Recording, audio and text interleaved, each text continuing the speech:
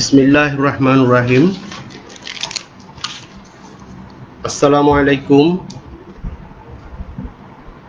প্রিয় শিক্ষার্থী, তোমরা কি আমাকে দেখতে পাচ্ছ বা শুনতে পাচ্ছ? প্রিয় শিক্ষার্থী, আসসালামু আলাইকুম। স্বাস্থ্যবিধি মেনে ঘরে বসে এই লাইভ ক্লাসটি যারা দেখছো, শিক্ষা মন্ত্রণালয়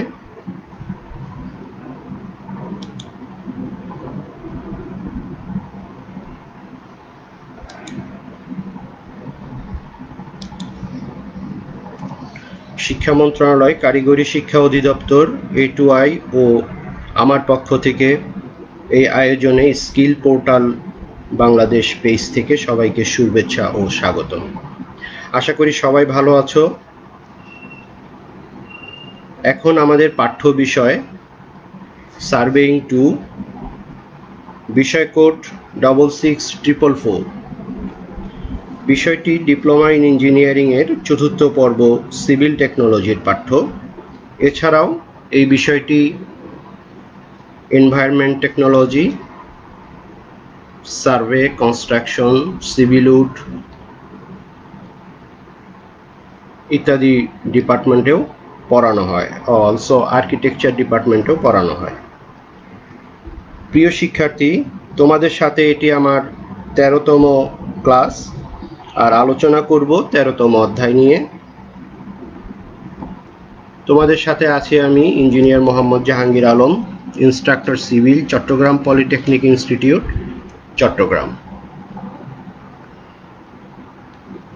13তম অধ্যায় ভূসংস্থানিক জরিপ বা টপোগ্রাফিক সার্ভে। টপোগ্রাফিক সার্ভের পাঠ পরিচিতি। State the meaning of topographic survey and the relief survey. Explain the method of representation of relief. Mention the procedure of topographic survey. Explain the method of locating horizontal and vertical control. Explain the method of locating detail. Describe the procedure of plotting topographic survey. Topographic survey and the relief survey কোনো এলাকার ভূপৃষ্ঠের অবয়ব বা গঠন বা প্রকৃতিকে ওই এলাকার ভূসংস্থানিক অবস্থা বা টপোগ্রাফি বলে। যেই বিশেষ জরিপ প্রক্রিয়ায় ভূপৃষ্ঠের অবয়ব বা প্রকৃতি নির্ধারণ করার পাশাপাশি অনুভূমিক তলে এর প্রাকৃতিক ও কৃত্রিম অঙ্গগুলি, এখানে কৃত্রিম অঙ্গগুলি বলতে রাস্তা, বিল্ডিং বা বড় ধরনের কোনো স্থাপনা, ব্রিজ, কালভার্ট, এইগুলি অবস্থিতির স্থান নির্ধারণ করা, এই জরিপ প্রক্রিয়াকে ভূসংস্থানিক জরিপ বা টপোগ্রাফিক জরিপ বলে। এই সার্ভে দ্বারা প্রস্তুতকৃত মানচিত্রে কোনো এলাকার ভূপ্রকৃতির বিভিন্ন বিন্দুর আপেক্ষিক অবস্থান অনুভূমিক এবং উলম্বিক উপস্থাপন করা হয়। এই ক্ষেত্রে এলিভেশনের অর্থাৎ RL পার্থক্য উপস্থাপনকেই রিলিফ বলা হয়। এই মানচিত্রে কোনো এলাকার আপেক্ষিক elevation hash line, form line অথবা সমোন্নতি রেখা বা কন্ট্রোর রেখা দ্বারা উপস্থাপন করা হয়। নকশায় প্রাকৃতিক ও কৃত্রিম উপাদানসমূহ রিলিফ সহ রঙিন করে দেওয়া হয়। রঙিন করার উদ্দেশ্য হচ্ছে রং দেখে বোঝা যাবে কোন স্থানটা উঁচু এবং কোন স্থানটা নিচু, এবং রঙের লিজেন্ড বা নোট পাশে দেয়া থাকবে। কোন রং কত উচ্চতা নির্দেশ করে পাশে সেই রঙের নোট দেয়া থাকতে হবে, অর্থাৎ লিজেন্ড আকারে দিয়ে দিতে হবে। বিভিন্ন কর্মপরিকল্পনা যেমন সিভিল ইঞ্জিনিয়ারিং প্রজেক্ট, সামরিক, বেসামরিক প্রজেক্ট সমূহের জন্য এই সার্ভে অত্যন্ত গুরুত্বপূর্ণ। অর্থাৎ কোনো একটি প্রকল্প শুরু করার আগে সমুদয় সম্পূর্ণ এলাকায় একটি টপোগ্রাফিক সার্ভে রিপোর্ট আকারে পেশ করতে হয়। এরপর নির্ধারণ করা হয় এই প্রকল্প এখানে আদৌ সার্ভাইভ করবে কিনা বা এখানে ফিট হবে কিনা, সেটা পরবর্তীতে সিদ্ধান্ত নেওয়া হয়।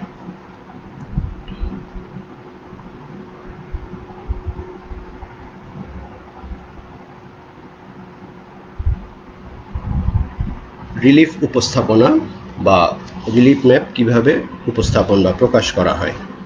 ভূসংস্থানিক মানচিত্রে রিলিফ এমনভাবে উপস্থাপন করতে হয় যেন ব্যবহারকারী একে একটি ভূপৃষ্ঠের অবয়বের মডেল হিসাবে ভূপৃষ্ঠের যথাযথ অবস্থা উপলব্ধি করতে পারে, অর্থাৎ অ্যাট এ গ্ল্যান্স দেখলেই বুঝতে পারে যে অবস্থাটা ভূমিরূপ কেমন, কোথায় উঁচু, কোথায় নিচু, কোথায় পাহাড়, কোথায় নদী বা পুকুর, সব যেন বোঝা যায়।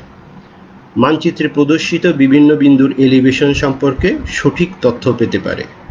সাধারণত খাড়া ঢালের ক্ষেত্রে ঘন সন্নিবেশিত মোটা ছোট ছোট রেখা এবং সহজ ঢালের ক্ষেত্রে অর্থাৎ অপেক্ষাকৃত কম ঢালু যদি হয় সেই ক্ষেত্রে দূরে দূরে হালকা এবং ছোট ছোট রেখা টানা হয়। কন্ট্যুর রেখা শুধুমাত্র ভূপ্রকৃতির অবস্থা সম্পর্কেই ধারণা দেয় না, বরং ভূপৃষ্ঠের বিভিন্ন বিন্দুর এলিভেশনও নির্দেশ করে, অর্থাৎ উচ্চতাও নির্দেশ করে। তাই রিলিফ উপস্থাপনে কন্ট্যুর রেখা ব্যবহারই বিশেষভাবে লক্ষ্য করা যায়।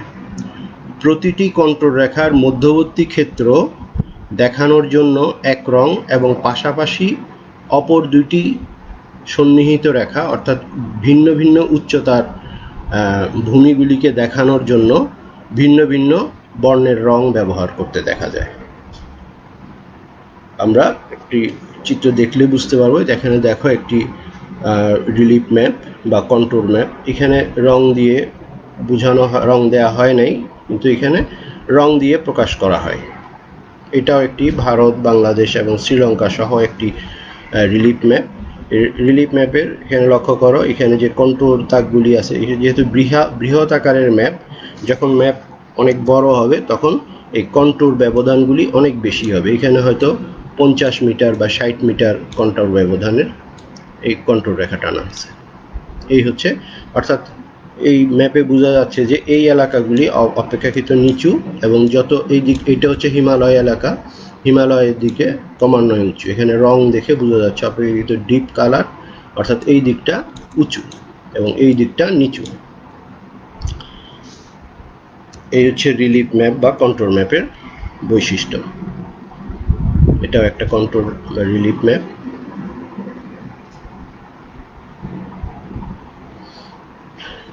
এখানে রিলিফ ম্যাপের লক্ষ্য করো, একটা বিন্দু এ এবং বি, দুইটা বিন্দু। এখানে কিছু টিলা বা পাহাড় দেখা যাচ্ছে, ছোট ছোট টিলা, আর মূলত সম্পূর্ণ ভূমিটাই একটা পাহাড়ি ভূমি। এ বিন্দুতে একটি গাছ আছে, বি বিন্দুতে ছোট্ট একটি টিলা দেখা যাচ্ছে। এদের উচ্চতার পার্থক্য বা এলিভেশন ডিফারেন্স হচ্ছে 1.83। কন্ট্যুর ম্যাপে এলিভেশন পার্থক্যটা শো করতে হবে, লিপিবদ্ধ করে দিতে হবে, পাশে এটা লিখে দিতে হবে। এটা হচ্ছে এর বৈশিষ্ট্য। এখানে লক্ষ্য করো, এখানে বিভিন্ন রং দিয়ে, পাশাপাশি বিভিন্ন রং দিয়ে বোঝানো যাচ্ছে, অর্থাৎ যত নিচের দিকে যাওয়া হচ্ছে এখানে কালারটা ডিপ হয়ে যাচ্ছে। নীল রং হচ্ছে নিচু, এই এলাকাটা নিচু, এই এলাকাটা উঁচু। এখানে ভ্যালুটা দেখা যাচ্ছে না, কিন্তু বড় করলে বোঝা যাবে যে এখানের মান বড়, এখানের মান ছোট। এখানে কন্ট্যুর ইন্ডেক্স বলা হয়। এই মানগুলিকে লিখে দিতে হবে, না লিখে দিলে সহজে কেউ বুঝতে পারবে না যে এটা কন্ট্যুর ইন্ডেক্স কত এবং কন্ট্যুর ইন্টারভেল কত। পাশাপাশি প্রত্যেকটা রেখাকে বলা হয় কন্ট্যুর ইন্টারভেল, এবং যেই বিন্দুগুলিতে লেখা আছে, নোট দেওয়া আছে উচ্চতা, দুঃখিত, সেটাকে বলা হয় কন্ট্যুর ইন্ডেক্স। এটা একটা টপোগ্রাফি ম্যাপ। এই ম্যাপে এখানে পাহাড় বা উঁচু নিচু বোঝানো হয় নাই, এখানে শুধু টপোগ্রাফিটা দেখানো। এটা রিলিফ ম্যাপ না, এটা শুধু টপোগ্রাফি ম্যাপ। এখানে ভূমির অবস্থাটা দেখানো হয়েছে, যেই এলাকা প্রপোজড এরিয়াটাকে সীমানা রেখা, এটা সীমানা রেখা দেখানো আছে, ভ্যাকান্ট এরিয়া এবং প্রয়োজনীয় তথ্য এখানে লিখে দিতে হবে। এই পাশে একটা, দক্ষিণ পাশে একটা রাস্তা আছে, রাস্তা পাশে একটি স্থায়ী স্থাপনা, স্কুল আছে, স্থায়ী স্থাপনা দেখাতে হবে যদি আশেপাশে কোনো। এখানে লিজেন্ড থাকতে হবে, লিজেন্ডে প্রয়োজনীয় তথ্য নোট, এখানে কি কি দেখানো হচ্ছে সেটা থাকবে। উত্তর রেখা দেখাতে হবে, স্কেল দেখাতে হবে, এখানে নিচে স্কেল দেয়া আছে। এই জিনিসগুলি খুবই গুরুত্বপূর্ণ বিষয়। এরপর পরবর্তীতে এই হচ্ছে স্পট লেভেল। অর্থাৎ বিভিন্ন বিন্দু, প্রত্যেকটা বিন্দুতে স্পট লেভেল নেওয়া হয়েছে। এখানে এই প্রত্যেকটা বিন্দুর তিনটি করে তথ্য আছে। একটি হচ্ছে অক্ষাংশ, দ্রাঘিমাংশ এবং উচ্চতা। এই কাজ করার সময় অস্থায়ীভাবে কিছু স্টেশন পয়েন্ট, সীমানার ভিতরে বা বাহিরে অস্থায়ীভাবে কিছু স্টেশন এবং স্থায়ীভাবে, এখানে স্থায়ী একটা স্টেশন আছে, এখানে বেঞ্চমার্ক লেখা আছে 20 সেন্টিমিটার, এই 30 ফিট স্থায়ী স্থাপনা এবং এর সাপেক্ষে কিছু অস্থায়ী স্থাপনা নির্ধারণ করা। এদেরকে বলা হয় কন্ট্রোল পয়েন্ট। এই কাজ চলাকালে কন্ট্রোল পয়েন্ট নির্মাণ করা হয় এবং কাজ শেষে কন্ট্রোল পয়েন্ট না থাকলেও চলবে, যেহেতু একটি স্থায়ী কন্ট্রোল পয়েন্ট আছে, এর সাপেক্ষে অন্যান্য কন্ট্রোল পয়েন্টগুলিকে নির্ধারণ করা যায়। কমপক্ষে 2টি কন্ট্রোল পয়েন্ট থাকতে হয়। এই হচ্ছে স্পট লেভেল দিয়ে প্রত্যেকটা বিন্দুর RL নির্দেশ করে, অর্থাৎ উচ্চতা। এখানে এই স্থায়ী বেঞ্চমার্ক এখানে দেওয়া আছে, স্থায়ী বেঞ্চমার্কের RL দেওয়া আছে 30 ফিট। এটার সাপেক্ষে অন্যান্য বিন্দুগুলির RL এবং দূরত্ব পাওয়া যায়। এটাও স্পট লেভেল, গ্রিড আকারে 5 ফিট বাই 5 ফিট দূরত্বে স্পট লেভেল সফটওয়্যার দিয়ে তৈরি করে নেওয়া হয়েছে। এটা প্রয়োজন পড়ে যেহেতু মাটির হিসাব, মাটি ভরাটের জন্য বা মাটি কাটার হিসাবের জন্য বা কোনো স্থাপনা তৈরি করার জন্য স্পট লেভেলের, গ্রিড আকারে স্পট লেভেলের প্রয়োজন পড়ে। সেই স্পট লেভেল থেকে সফটওয়্যারের মাধ্যমে বা যে কোনো পদ্ধতিতে আমরা 7ম চ্যাপ্টারে কন্ট্রোল চ্যাপ্টারে আমরা দেখেছি কিভাবে এই কন্ট্রোল তৈরি করা যায়। স্পট লেভেল থেকে কন্ট্রোল রেখা তৈরি করা যায়। এখানে সেই কন্ট্রোল রেখা তৈরি করা হয়েছে। এখানে যেই রেখাগুলির কন্ট্রোলের মান দেওয়া আছে এগুলিকে বলা হয় কন্ট্রোল ইন্ডেক্স। এখানে লক্ষ্য করো, এখানে বলা আছে 4 ফিট পর পর কন্ট্রোল ইন্ডেক্স এবং 1 ফিট পর পর কন্ট্রোল ইন্টারভেল দেওয়া আছে। অর্থাৎ প্রত্যেকটা রেখা উচ্চতার পার্থক্য হচ্ছে 1 ফিট, আর যেখানে ইন্ডেক্স দেওয়া আছে এখানে 4 ফিট পর পর। তো সেই বেঞ্চমার্কের RL হচ্ছে 30 ফিট এবং এই 30 ফিটের সাপেক্ষে এইখানে এই লাইনটা এই বরাবর RL আছে 12 ফিট, আর এর নিচে গেলে এটা 11, এটা 10, এটা হবে হচ্ছে 9 ফিট। অর্থাৎ সবচেয়ে নিচু ভূমিটা হচ্ছে 9 ফিট, 30-এর সাপেক্ষে এটা হচ্ছে 9 ফিট। তো এই হচ্ছে কন্ট্রোল ম্যাপ। এই কন্ট্রোল ম্যাপকে আমরা রিলিফ ম্যাপ হিসাবেও নির্দেশ করতে পারি। এটা হচ্ছে রিলিফ ম্যাপ। এখানে দেখো ভিন্ন ভিন্ন কালার দিয়ে এটাকে আলাদা করা হয়েছে, 3D আকারে দেখানো আছে। এই জায়গাটা সবচেয়ে নিচু, এই জায়গাটা সবচেয়ে উঁচু। এখানে কালার দিয়ে বোঝানো হয়েছে।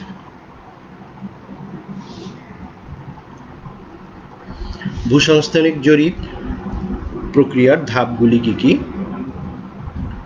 প্রথম ধাপ হচ্ছে অনুভূমিক ও উলম্বিক নিয়ন্ত্রক বা কন্ট্রোল পয়েন্টগুলি স্থাপন করা। আসলে অনুভূমিক এবং উলম্বিক নিয়ন্ত্রক বা কন্ট্রোল, এটা হচ্ছে একটি বেঞ্চমার্ক, মূলত একটি বেঞ্চমার্ক, একটি বিন্দু, একটি স্থাপনা। যেমন এইটা একটি কন্ট্রোল, এটা একটা কন্ট্রোল, এটা একটা কন্ট্রোল। এই বিন্দুটি, এখানের এই বিন্দুটি, মাঝখানের বিন্দুটি হচ্ছে কন্ট্রোল। এখানে ঠিক সেন্টার পয়েন্টটা হচ্ছে একটা কন্ট্রোল পয়েন্ট। এই বিন্দুর স্থানাঙ্ক জানা থাকবে, অর্থাৎ এর অক্ষাংশ কত, দ্রাঘিমাংশ কত এবং RL কত। RL কে আমরা এখানে জেড দিয়ে প্রকাশ করা হয়, NEZ, নর্দিং, ইস্টিং এবং এলিভেশন। জেড হচ্ছে এলিভেশন, অর্থাৎ এই বিন্দুটার অক্ষাংশ, দ্রাঘিমাংশ এবং এলিভেশনের মান এখানে নোট করা থাকবে। এখানে স্বাভাবিকভাবে অনেক সময় নোট করা থাকে না, এখানে একটা কোড নাম্বার দেওয়া থাকে, হয়তো একটা কোড নাম্বার দিয়ে দিল C1। এই C1টা ওই কর্তৃপক্ষ, যে জরিপ কর্তৃপক্ষের কাছে C1 নাম্বার দেখা যাবে যে ওই জায়গার কোড নর্দিং, ইস্টিং এবং এলিভেশনের মান কত সেখান থেকে নেওয়া যাবে। যেহেতু এটা কারিগরি বিষয়, সুতরাং সবার জানার প্রয়োজন নেই, সেই জন্য। কিন্তু স্থাপনাটা এমনভাবে স্থাপন করা হবে যেন সহজে কেউ নষ্ট না করে যায়, কারণ এই কন্ট্রোল পয়েন্ট থেকে হয়তো এই সমগ্র এলাকা, এখানে যে বিশাল এলাকা দেখা যাচ্ছে সেই এলাকাটা জরিপ করার জন্য এইটা কন্ট্রোল পয়েন্ট হিসেবে ব্যবহার করা হবে। একটা এলাকায় কমপক্ষে 2টি কন্ট্রোল পয়েন্ট থাকতে হয়, 2টি কন্ট্রোল পয়েন্ট না হলে রেফারেন্স সঠিক হবে না।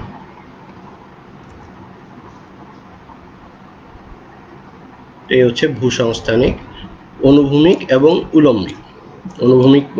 অনুভূমিকে হচ্ছে দুইটা জিনিস, একটা হচ্ছে নর্দিং এবং ইস্টিং অর্থাৎ অক্ষাংশ দ্রাঘিমাংশ, আর উলম্বিকে হচ্ছে শুধু আরএল, উলম্বিকে শুধু আরএল। এরপরে হচ্ছে সমোন্নতি রেখা বা কন্ট্রোল রেখা।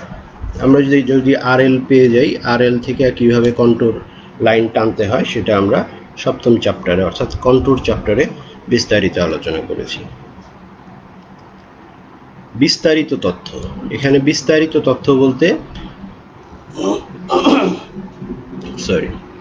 জরিপতব্য এলাকায় যেই সকল স্থায়ী স্থাপনা আছে, বিশেষ করে রাস্তা বা বড় কোনো বিল্ডিং, খাল, নদী, কালভার্ট, এই ধরনের স্থাপনাগুলিকে এর তথ্যগুলি নোট করে নেওয়া, অর্থাৎ ওই কন্ট্রোল পয়েন্ট থেকে ওই বিন্দুগুলিকে, ওই স্থাপনাগুলিকে আঁকানোর জন্য প্রয়োজনীয় তথ্য অর্থাৎ দূরত্ব এবং কোণ লিপিবদ্ধ করা। এই ক্ষেত্রে আমরা প্ল্যান টেবিল সার্ভে বা টোটাল স্টেশন বা টেপ দিয়ে মেপেও আমরা ব্যবহার করতে পারি, নোটগুলি করে নিতে পারি।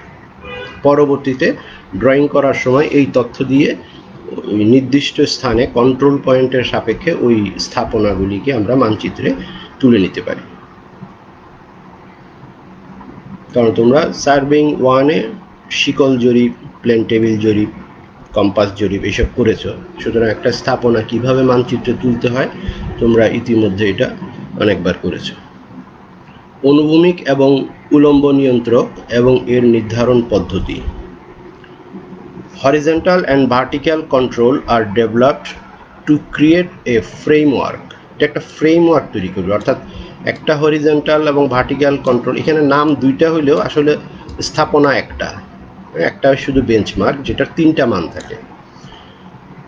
এইটা পুরো এলাকার জন্য একটা ফ্রেমওয়ার্ক, অর্থাৎ এই কন্ট্রোল পয়েন্ট থেকে সম্পূর্ণ এলাকার জরিপ নিয়ন্ত্রণ করা হয়, অর্থাৎ প্রত্যেকটা বিন্দু এই কন্ট্রোল পয়েন্টের সাপেক্ষে পরিমাপ করা হয়, অর্থাৎ কাজ পরবর্তীতে শুরু করলেও এই কন্ট্রোল পয়েন্ট থেকে আবার কাজ শুরু করতে হয়। Framework around which other survey can be adjusted. This control surveys are used for accurate mapping. Accurate ম্যাপিংয়ের জন্য এটা খুবই গুরুত্বপূর্ণ। Accurate mapping project in the construction of underground utility system, roadways, power line, tunnel and many other high precision খুবই গুরুত্বপূর্ণ প্রজেক্টগুলির জন্য control point খুবই দরকার।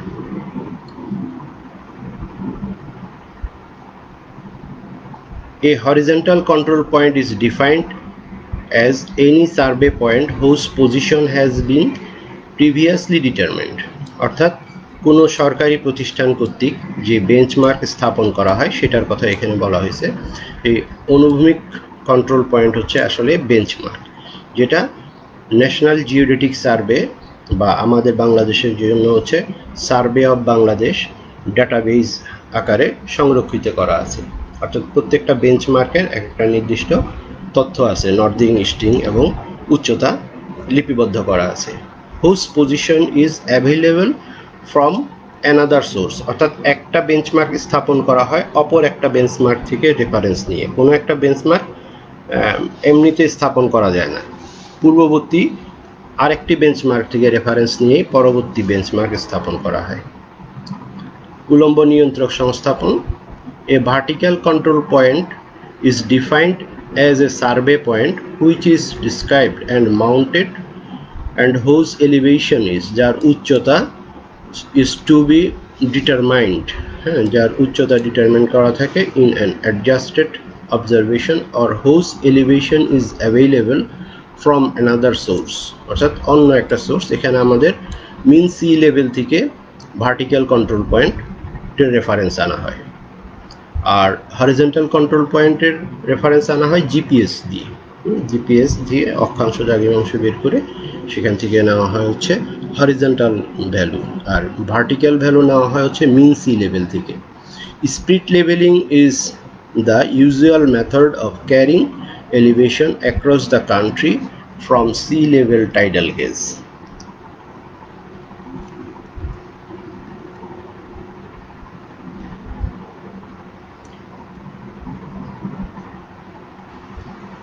অনুভূমিক নিয়ন্ত্রক সংস্থান। হরিজন্টাল কন্ট্রোল অনুভূমিক নিয়ন্ত্রক একটি কঙ্কাল মানচিত্র বিশেষ। এতে সমোন্নতি রেখা ও অন্যান্য তথ্যাদি সন্নিবেশিত থাকে। ছোট এলাকার জন্য অনুভূমিক নিয়ন্ত্রক একটি বিন্দু হতে পারে এবং উক্ত বিন্দু হতে নির্দিষ্ট দিকে নির্দিষ্ট বিন্দু পর্যন্ত দূরত্ব মাপা যাবে। যখন এলাকা বড় হয় তখন অনুভূমিক নিয়ন্ত্রক একটি ঘের বা তখন অনেকগুলি কন্ট্রোল পয়েন্টের দরকার পড়ে। সারিবদ্ধ ঘেরও হতে পারে। খুব বড় এলাকার জন্য ত্রিভুজায়নের ঘের দিতে হতে পারে। দ্বিতীয় এবং তৃতীয় কর্মত্রিভুজের ক্ষেত্রে প্লেন টেবিল ব্যবহার করা যেতে পারে। ভার্টিক্যাল কন্ট্রোল এর উদ্দেশ্য হলো ঘেরের স্টেশন বিন্দুগুলির এলিভেশন নির্ণয় করা এবং ক্ষেত্র বিশেষে এগুলির নিকটবর্তী স্থানে বেঞ্চমার্ক স্থাপন করা, যেন লেভেলিং কাজ সহজতর হয় এবং ভবিষ্যতে স্মারক বিন্দু হিসাবে ব্যবহৃত হয়। বৃহৎ এলাকা জরিপের ক্ষেত্রে প্রধান স্টেশনের এলিভেশন প্রিসাইজড লেভেলিংয়ের মাধ্যমে এবং অন্যান্যগুলি ত্রিকোণমিতিক লেভেলিংয়ের মাধ্যমে নির্ধারণ করা হয়। অর্থাৎ বেঞ্চমার্কগুলি খুব প্রিসাইজ লেভেলিং দিয়ে করতে হবে, আর অন্যান্যগুলি আমরা স্বাভাবিক ত্রিকোণমিতি লেভেলিং বা অন্য কোনো লেভেলিং দিয়ে সম্পন্ন করতে পারি। কন্ট্রোল রেখা নির্ধারণ, এটা আমরা সপ্তম চ্যাপ্টারে বিশদভাবে পড়েছি কিভাবে কন্ট্রোল রেখা আঁকা হয়। এখানে আর আলোচনার তেমন প্রয়োজন নাই। দেখো, বিক্ষিপ্ত পদ্ধতি, বিকিরণ পদ্ধতি, এরপরে পরোক্ষ পদ্ধতিতে আছে 4টা পদ্ধতি, এগুলি আমরা সপ্তম অধ্যায়ে বিশদে আলোচনা করেছি। কন্ট্রোল রেখা প্রক্ষেপণ পদ্ধতি, এটাও আমরা সপ্তম চ্যাপ্টারে আলোচনা করেছি। বিক্ষিপ্তভাবে বিভিন্ন বিন্দুর এলিভেশন নির্ণয় করে অনুভূমিক নিয়ন্ত্রক এর সাহায্যে দূরত্ব ও দিক অনুসারে মানচিত্রে বিন্দুগুলি চিহ্নিত করা হয় এবং প্রতিটি বিন্দুর RL লেখা হয়। অতঃপর 3টি পদ্ধতিতে কন্ট্রোল রেখা প্রক্ষেপণ করা হয়। এটাও আমরা কন্ট্রোল চ্যাপ্টারে বিশদ আলোচনা করেছি। এই চ্যাপ্টারটা মূলত কন্ট্রোল চ্যাপ্টারেরই একটা অংশই। প্রক্ষেপণ করার জন্য চোখের আন্দাজ, গাণিতিক নিয়ম এবং গ্রাফিক্যাল পদ্ধতিতে প্রক্ষেপণ অর্থাৎ কন্ট্রোল লাইনগুলিকে আঁকানো যায়, অর্থাৎ একটা নির্দিষ্ট জায়গায় কন্ট্রোল লাইনটা কোথায় পড়বে সেটা। বিস্তারিত তথ্যাদি নির্ধারণ প্রক্রিয়া। অনুভূমিক ও উলম্বিক নিয়ন্ত্রক নির্ধারণের পর মানচিত্রে অন্যান্য তথ্যাদি চিহ্নিত করার জন্য নিয়ন্ত্রকের সাপেক্ষে অর্থাৎ কন্ট্রোলের সাপেক্ষে অনুভূমিক দূরত্ব ও কৌণিক পরিমাপ নির্ণয় করে মানচিত্রের স্কেল অনুযায়ী মানচিত্রে উঠাতে হয়। যে কোনো বিন্দুর ত্রিমাত্রা নির্ণয়ের বা হিসাবকালে এর দিক, দূরত্ব ও উচ্চতা, দিক বলতে এখানে বেয়ারিং, আর দূরত্ব হরিজন্টাল দূরত্ব এবং RL নির্ণয় নিয়ন্ত্রক বিন্দুর সাহায্যে নির্ধারণ করতে হয় এবং মানচিত্রে উঠানোর সময় যে নিয়ন্ত্রকের সাপেক্ষে হিসাব করা হচ্ছে তার সাপেক্ষে অঙ্কন করতে হবে এবং মানচিত্রে অবশ্যই কন্ট্রোল পয়েন্টকে আগে ড্রয়িং করে নিতে হবে।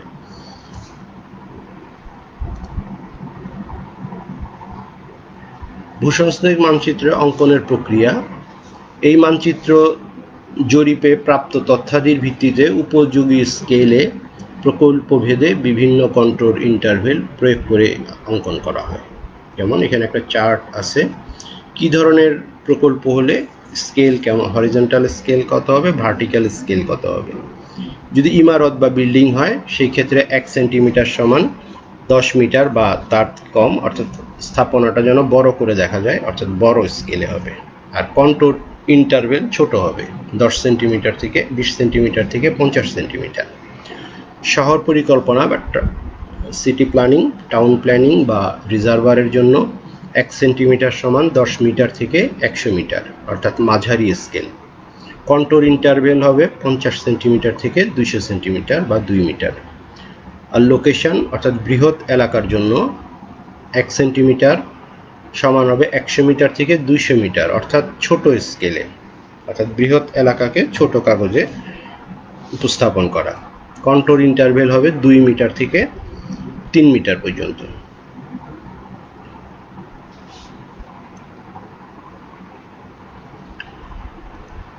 বিভিন্ন ধাপগুলি, মানচিত্র অঙ্কনের ধাপগুলি হচ্ছে সরজমিনে প্রাপ্ত অনুভূমিক নিয়ন্ত্রকের রৈখিক ও কৌণিক মাপ অনুযায়ী নির্বাচিত স্কেলে, অর্থাৎ এর আগেই আমরা স্কেলগুলি নিয়ে আলোচনা করলাম, যেই ধরনের মানচিত্র হবে সেই ধরনের স্কেল নির্ধারণ করতে হবে। স্কেলে কঙ্কাল মানচিত্র অঙ্কন করতে হবে। কঙ্কাল মানচিত্র বলতে এখানে আর অন্য কিছুই আসবে না, প্রথমত শুধু সীমানা বা ঘেরগুলি আসবে। কঙ্কাল মানচিত্রে বা ঘেরের বিভিন্ন স্টেশন বিন্দুর আরএল প্রাথমিকভাবে লিখে রাখতে হবে। বিভিন্ন স্টেশন বিন্দুগুলির বা কন্ট্রোল পয়েন্টগুলির আরএল লিপিবদ্ধ করে রাখতে হবে। প্রাপ্ত তথ্যাদি থেকে কঙ্কাল মানচিত্রে বিভিন্ন সমোন্নতি রেখার বিন্দুগুলি নির্ধারণ করতে হবে। প্রত্যক্ষ পদ্ধতিতে কন্ট্রোল রেখা সরাসরি যেহেতু পয়েন্টগুলি পাওয়া যায়, সেই জন্য এটা অন্য কোনো পদ্ধতি অবলম্বনের দরকার নাই। কিন্তু পরোক্ষ পদ্ধতিতে চোখের আন্দাজ, গাণিতিক বা গ্রাফিক্যাল পদ্ধতিতে কন্ট্রোল পয়েন্টগুলি বা সমোন্নতি রেখা অঙ্কন করতে হবে। প্রত্যেক কন্ট্রোল রেখার এলিভেশন কন্ট্রোল মানচিত্রের ন্যায় লিখে দিতে হবে এবং এই পর্যায়ে সকল অঙ্কন পেন্সিল দিয়ে করতে হবে। কোনো তথ্য ভ্রান্তিমূলক মনে হলে বা চিত্রে ধরা পড়লে সরজমিনে মিলিয়ে সাথে সাথে মানচিত্র সংশোধন করতে হবে। চূড়ান্ত ভূসংস্থানিক মানচিত্রে সমোন্নতি রেখা ছাড়া অন্য কোনো রেখা থাকবে না, তবে গুরুত্বপূর্ণ কোনো বিন্দু বা স্থাপনা বা বস্তুর অবস্থান চিহ্নিত করা যাবে। মানচিত্র চূড়ান্ত করার পর চূড়ান্ত মানচিত্রে কালি দিতে হবে। চূড়ান্ত মানচিত্রে স্কেল, উত্তর রেখা, জরিপের সময়কাল, জরিপ এলাকার পরিচিতি, জরিপকার অর্থাৎ সার্ভেয়ারের নাম উল্লেখ করতে হবে। তোমরা তৃতীয় ক্লাসটি অর্থাৎ শব্দের গোলযোগের জন্য যে ক্লাসটি আমরা ভালোভাবে দেখতে পারিনি, সেই ক্লাসটি আমি পরবর্তীতে আবার নিব নেক্সটের দিন। ওই ভিডিওটা আবার একটু দেখবে বা ওই চ্যাপ্টারটা আবার একটু পড়ে নিবে, তাহলে ক্লাসটা বুঝতে সুবিধা হবে। কিন্তু চ্যাপ্টারটা কিন্তু খুবই গুরুত্বপূর্ণ। প্রিয় শিক্ষার্থী, তোমাদের এই ডিজিটাল ক্লাসটি কেমন লাগলো? এই ভিডিওটি পুনরায় দেখতে দক্ষতা বাতায়ন বা www.skill.gov.bd/dt অথবা ইউটিউবে সাবজেক্ট কোড 66444 লিখে সার্চ দিলেও দেখতে পারবে। ফর বেটার লাইফ, স্বাস্থ্যবিধি মেনে ঘরে থাকবে, নিরাপদে থাকবে। ধন্যবাদ সবাইকে।